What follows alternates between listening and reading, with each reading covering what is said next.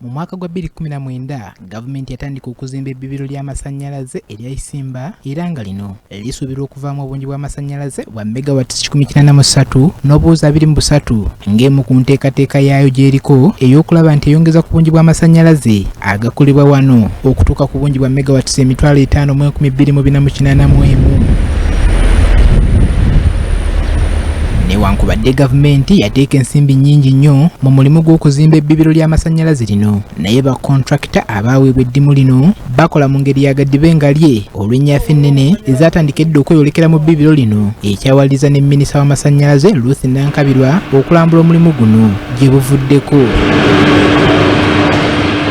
Abadde aggulawo olukuŋŋaana olwategekeddwa ekitongole ekivunaanyizibwa ku mabibiro g'amasannyalaze ekya Uganda Electricity Generation Company Limited. Minisita w'amasannyalaze n'obugagga obw'ensibo Nankabirwa agamba nti gavumenti si yakukkiriza ba contractor abakwasibwa eddimu ly'okukola ebbibiro ly'amasannyalaze erya Isimba okugenda nga tebasoose kutereeza mulimu gwe baakwasibwa. Abakola Isimba tetunnaba kubata kubawa certificate of completion, tukyali mu defect liability period.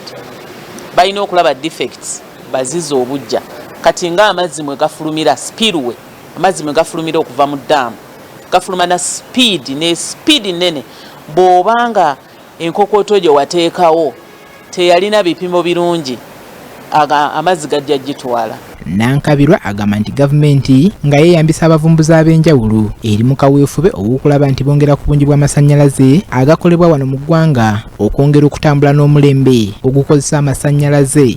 So twatuula n'abakugu ne tubalirira nga twetaaga amasannyalaze 2,248 megawatts okubeera ddala comfortable.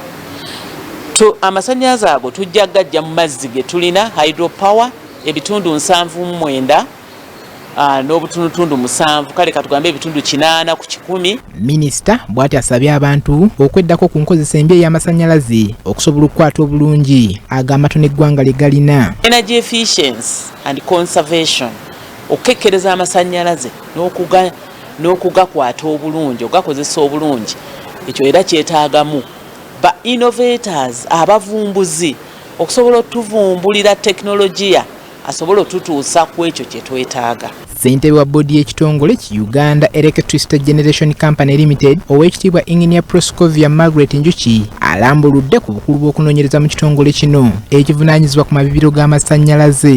So this particular symposium is an opportunity for us as a board to see the areas we've been supporting and how they are delivering, and we look forward to the second day where they will even working with academia, we will be able to see the best.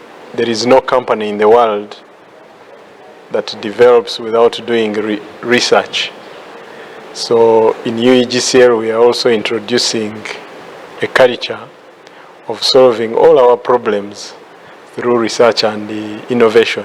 Okusinziira ku kunoonyereza okwakolebwa mu mwaka gwa 2022, Uganda ekwata kifo kya 5 mu nsi yonna mu nsi ezisinga okukozesa amasannyalaze amangi, ng'eggwanga lya Iceland lye lisinga okukozesa amasannyalaze amangi mu nsi yonna.